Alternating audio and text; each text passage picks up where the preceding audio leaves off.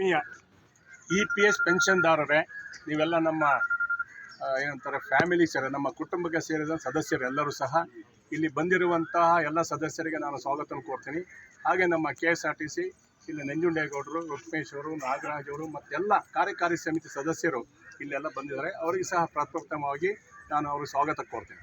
ಇಲ್ಲಿಗೆ ಬಂದಿರುವಂಥ ಎಲ್ಲ ಜನರು ಒಂದೇ ಸಂಸ್ಥೆ ಮತ್ತಲ್ಲ, ಎಲ್ಲ ಸಂಘಟನೆಯಿಂದ ಬಂದಿದ್ದಾರೆ. ಎಲ್ಲ ಸಂಘಟನೆಗಳು ನಮ್ಮ ನ್ಯಾಷನಲ್ ಎಜುಕೇಷನ್ ಕಮಿಟಿ ಜೊತೆ ಸೇರಿಕೊಂಡು ಎಲ್ಲರೂ ಸಹ ಸಹಕಾರವನ್ನು ಕೊಡ್ತಿದ್ದಾರೆ. ಇದೇ ಸಹಕಾರವನ್ನು ಮುಂದಿನ ದಿನಗಳಲ್ಲಿ ಕೊಡಿ ಅಂತ ಕೇಳೋದಕ್ಕೆ ಮನವಿಯನ್ನು ಮಾಡ್ಕೊತೀವಿ. ಇಲ್ಲಿ ಹೀಗೆ ನಮ್ಮ ನಂಜುಂಡೇಗೌಡರು ಭಾಳ ಸವಿಸ್ತಾರವಾಗಿ ವಿಚಾರಗಳನ್ನು ತಿಳಿಸಿದ್ದಾರೆ. ಅದರಲ್ಲಿ ನಾನು ಸ್ವಲ್ಪ ಅಲ್ಲಿ ಡೆಲ್ಲಿಯಲ್ಲಿ ನಡೆದಂಥ ಕಾರ್ಯಕ್ರಮಗಳು ಏನೇನಾಯಿತು ಅಂತ ವಿಚಾರ ತಿಳಿಸೋದಕ್ಕೆ ನಿಮ್ಮ ಮುಂದೆ ಉತ್ಸುಕನಾಗಿದ್ದೇನೆ. ಇಲ್ಲಿ ನಾವು ನಂಜುಂಡೇಶು ಮತ್ತು ನಮ್ಮ ಕರ್ನಾಟಕದಿಂದ ಸುಮಾರು ಹೇಳಿದಾಗೆ 25-30 ಜನ ಅಲ್ಲಿ ನಮ್ಮದು ನ್ಯಾಷನಲ್ ವರ್ಕಿಂಗ್ ಕಮಿಟಿ CWC ಅಂತ ನಮ್ಮದು NAC ಇದು ಆಯಿತು. ಅಲ್ಲಿಗೆ ಸುಮಾರು 20 ರಾಜ್ಯಗಳಿಂದ ಪ್ರತಿನಿಧಿಗಳು ಬಂದಿದ್ದರು. ಅದರಲ್ಲಿ ಹೆಚ್ಚಾಗಿ ಮಹಾರಾಷ್ಟ್ರದ ಜನ ಮತ್ತು ಅಲ್ಲಿ UP ಮತ್ತು ಅಲ್ಲಿ ಸುತ್ತಮುತ್ತ ರಾಜ್ಯಗಳ ಜನ ಭಾಳ ಅತಿ ಸಂಖ್ಯೆಯಿಂದ ಬಂದು ನಮ್ಮ CBT ಕಾರ್ಯಕ್ರಮದಲ್ಲಿ, ನಮ್ಮ ಸೆಂಟ್ರಲ್ ವರ್ಕಿಂಗ್ ಕಾರ್ಯಕ್ರಮದಲ್ಲಿ ಅವರ ಸಲಹೆಗಳನ್ನು ಕೊಟ್ಟಿದ್ದಾರೆ. ನ್ಯಾಷನಲ್ ಎಜುಕೇಷನ್ ಕಮಿಟಿ ಅದನ್ನು ಮುನ್ನಡೆಸಿರುವರು ಅಶೋಕ್ ರಾವತ್ ಅವರು, ಸಿಂಗ್ ಅವರು, ಮತ್ತು ನಮ್ಮ ಕರ್ನಾಟಕದ ಪ್ರತಿನಿಧಿಯಾಗಿ ಮತ್ತು ನಮ್ಮ ರಾಷ್ಟ್ರೀಯ ಸಂಘಟನಾ ಕಾರ್ಯದರ್ಶಿಯಾಗಿ ರಮಾಕಾಂತ್ ನರಗುಂದವರು ಇದ್ದಾರೆ. ಅವರ ಜೊತೆಯಲ್ಲಿ ಎಲ್ಲ ರಾಜ್ಯದ ಅಧ್ಯಕ್ಷರು, ಹಾಗೆ ನಮ್ಮ ಕರ್ನಾಟಕದಿಂದ ನಾನು ಮತ್ತು ನಮ್ಮ ನಂಜುಂಡೇಗೌಡರು ಮತ್ತೆಲ್ಲ ಕಾರ್ಯಕಾರಿ ಸಮಿತಿ ಸದಸ್ಯರು ಸಹ ಹೋಗಿದ್ದು. ಅಲ್ಲಿ ನಡೆದಂಥ ಪ್ರಕ್ರಿಯೆಗಳು ಏನಪ್ಪ ಅಂದರೆ, ನಾವು ಮುಂದಿನ ದಿನಗಳಲ್ಲಿ ಏನು ಮಾಡಬೇಕು, ನಾವು ಇಷ್ಟು ವರ್ಷ 8 ವರ್ಷ ನಾವು ಸತತವಾಗಿ ಉಪವಾಸ ಸತ್ಯಾಗ್ರಹ ಮಾಡಿದ್ದೀವಿ. ಬುಲ್ಡಾನದಲ್ಲಿ 226 ದಿವಸಗಳು ಕಂಟಿನ್ಯೂ ಆಗಿ ನಿರಂತರವಾಗಿ ಉಪವಾಸ ಸತ್ಯಾಗ್ರಹ ನಡೆದಿದೆ. ಈ ಸತ್ಯಾಗ್ರಹಕ್ಕೆ ಅಲ್ಲಿರುವಂಥ ಎಲ್ಲ ಜನಗಳು ಏನು ಬೈ ಇವತ್ತು 4 ಜನ ಕೂತ್ಕೊಂಡು ಆ ಥರ ನಡ್ಕೊಂಡು ಹೋಗ್ತಾ ಇದೆ. ಈ ಸತ್ಯಾಗ್ರಹವನ್ನು ನಡೆಸಿರೂ ಸಹ ನಮ್ಮ ಸರ್ಕಾರಕ್ಕೆ ಕಣ್ಣಿಗೆ ಬಿದ್ದಿಲ್ಲ.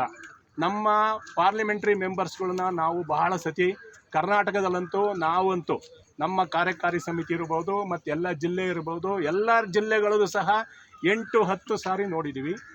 ಅದು ಮತ್ತು ಮುಖ್ಯವಾಗಿ ನಮ್ಮ ಬೆಂಗಳೂರಿನಲ್ಲಿರುವಂತಹ 3 ಜನ ನಾವು MP ಗಳನ್ನು ಸಹ ಸತತವಾಗಿ ನೋಡಿದ್ದೀವಿ.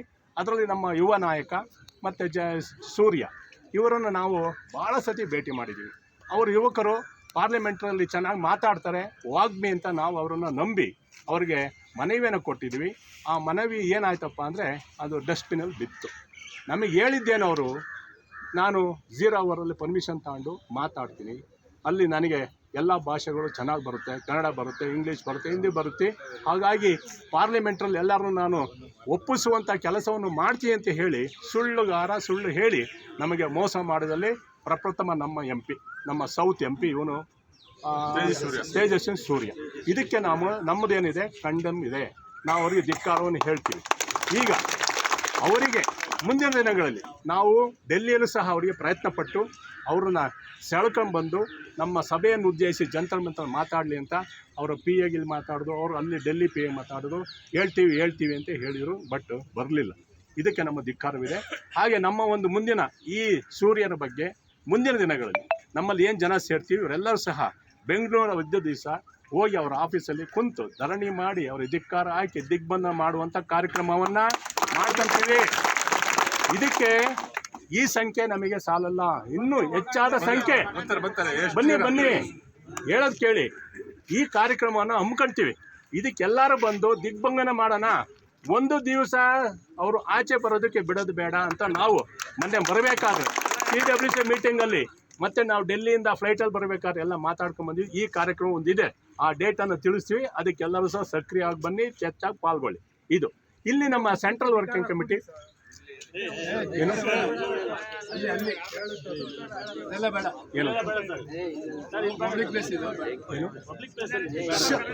ನೋಡಿ, ಇಲ್ಲಿ ಇರಿ ಮಾತಾಡ್ಬೇಡಿ, ಹೋಗ್ಲಿ.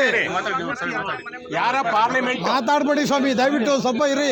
ಸ್ವಲ್ಪ ಇಲ್ಲಿ ಹೇಳೋದೇನು ಅಂದರೆ, ನಮ್ಮ ಪಾರ್ಲಿಮೆಂಟ್ರಿ ಮೆಂಬರ್ಸನ್ನು ನಾವು ಈ ಹೊಸದಾಗಿ ಚುನಾಯಿತರಾದಂಥ ಪಾರ್ಲಿಮೆಂಟ್ರಿ ಮೆಂಬರ್ಸನ್ನು ಒಂದು ನಿಮಿಷ ಇರಿ, ಹೊಸದಾಗಿ ಚುನಾಯಿತರಾದಂಥ ಪಾರ್ಲಿಮೆಂಟ್ರಿ ಮೆಂಬರ್ಸನ್ನು ಪ್ರಥಮ ಭೇಟಿಯಲ್ಲಿ ಅವರಿಗೆ ಸನ್ಮಾನ ಮಾಡುವ ಕಾರ್ಯಕ್ರಮವನ್ನು ಇಟ್ಕೊಂಡಿದ್ದು ಎಲ್ಲ ಕಡೆ ಮಾಡಿದ್ದಾರೆ. ಅದನ್ನು ಕೇಳ್ಕೊಂಡಿದ್ವಿ.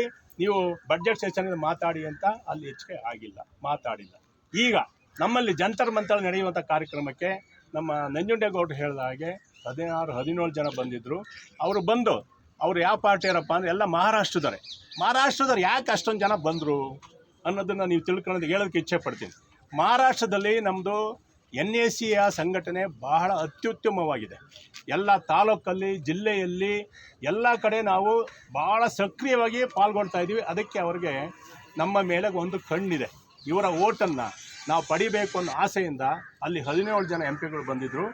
ನಂತರ ಮುಂದಿನ ದಿವಸ ನೆಕ್ಸ್ಟ್ ಡೇ ಮಹಾರಾಷ್ಟ್ರ ಭವನದಲ್ಲಿ ನಮ್ಮ ಎಲ್ಲ ಕಾರ್ಯಕಾರಿ ಸಮಿತಿಯನ್ನು ಬ್ರೇಕ್ಫಾಸ್ಟ್ ಉಪಹಾರಕ್ಕೆ ಕರೆದಿದ್ರು. ನಾವೆಲ್ಲರೂ ಹೋಗಿ ಉಪಹಾರವನ್ನು ಸ್ವೀಕರಿಸಿ ಅಲ್ಲಿ ಇದ್ದಂಥ NCP ಮತ್ತು ಶಿವಸೇನಾ BJP MP ಸಹ ಬಂದು ಅವರು ಸಹ ನಮಗೆಲ್ಲ ಕೈ ಜೋಡಿಸ್ತೀವಿ, ಈ ಪಾರ್ಲಿಮೆಂಟಲ್ಲಿ ನಿಮಗೆ ಪೆನ್ಷನ್ ಕೊಡಿಸುವುದರಲ್ಲೇ ನಾವು ಖಂಡಿತವಾಗಿ ಶತಪ್ರಯತ್ನ ಮಾಡ್ತೀವಿ ಅಂತ ಒಂದು ಅಶ್ಯೂರೆನ್ಸನ್ನು ಕೊಟ್ಟಿದ್ದಾರೆ. ಉಪಹಾರವನ್ನು ಕೊಟ್ಟು ಹೇಳಿದ್ದಾರೆ. ಇದಕ್ಕೆ ನಮಗೂ ಸಹ ಸಹಮತವಿದೆ. ಅವ್ರದ್ದು ನಮಗೊಂದು ರಿಕ್ವೆಸ್ಟನ್ನು ಮಾಡ್ಕೊಂಡ್ರು, ಏನು ಅಂತ, ನಾವು ನಿಮಗೆ ಮಾಡಿಕೊಡ್ತೀವಿ, ನೀವು ಸಹ ಈಗ ಮಹಾರಾಷ್ಟ್ರದಲ್ಲಿ ಸದ್ಯದಲ್ಲಿ ಎಲೆಕ್ಷನ್ ಬರುತ್ತೆ, ಅದಕ್ಕೆ ನಿಮ್ಮ ಸಹಕಾರ ಬೇಕು ಅಂತ ಕೇಳುವ ಮಟ್ಟದಲ್ಲಿ ನಮ್ಮ ಸಂಘಟನೆ ಬೆಳೆದಿದೆ. ಅಲ್ಲಿ ಎಷ್ಟು ನಮ್ಮ ವೋಟರ್ಸ್ ಇದ್ದೀವಿ ಅಂದರೆ 1 ಕೋಟಿ ವೋಟರ್ಸ್ ಇದ್ದೀವಿ. ಅಂದರೆ ಒಂದು 50,000 ನಾವು ಮೆಂಬರ್ಸ್ ಇದ್ದರೆ 2, 3, 4 ಸೇರಿ 1 ಕೋಟಿ ವೋಟರ್ಸು ಮಹಾರಾಷ್ಟ್ರದಲ್ಲಿದ್ದೀವಿ. ಮತ್ತು ನಮ್ಮ NAC ವತಿಯಿಂದ 10-15 ಜನ ಸಹ ಅಸೆಂಬ್ಲಿಗೆ ಕಂಟೆಸ್ಟ್ ಮಾಡುವಂಥ ನಿಟ್ಟಿನ ಸಹ ಪ್ರಯತ್ನ ನಡೆದಿದೆ. 15 ಜನ ನಿಂತರೆ 15 ಜನ ಗೆಲ್ಲುವ ಸಾಧ್ಯತೆಗಳು ಬಹಳ ಇದೆ. ಇದು ಅಲ್ಲಿ ಮಹಾರಾಷ್ಟ್ರದ ಪ್ರತಿಕ್ರಿಯೆ. ಮತ್ತು ಇನ್ನು ಮುಂದೆ ಬೇರೆ ಕಡೆ ರಾಜ್ಯದಲ್ಲಿ UPಯಲ್ಲೂ ಸಹ ಅಲ್ಲೊಂದು 15 ಮತ್ತು ಅಸೆಂಬ್ಲಿ ಎಲೆಕ್ಷನ್ ನಡೆಯಬೇಕು, ಅಲ್ಲೂ ಸಹ ಇದೇ ತಯಾರಿ ನಡೆದಿದೆ. ಎಲ್ಲ ಕಡೆ ಪ್ರತೀಕಾರ